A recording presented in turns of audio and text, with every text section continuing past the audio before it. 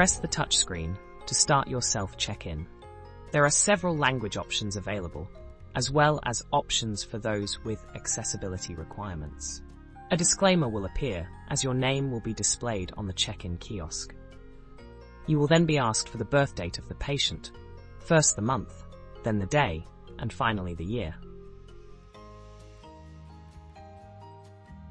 You will then be asked for the patient's postcode.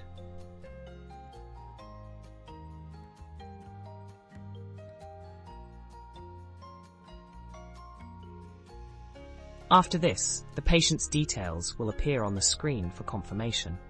You can confirm these individually or confirm all. If any details are incorrect, you must update them at the reception desk. There may be more than one page of patient details to confirm. There will then be a question asking if the patient has been a resident of the UK for the last 12 months. The kiosk will display your appointment on the screen. If the details are correct, press Next.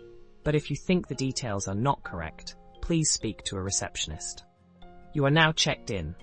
The kiosk will tell you where to go.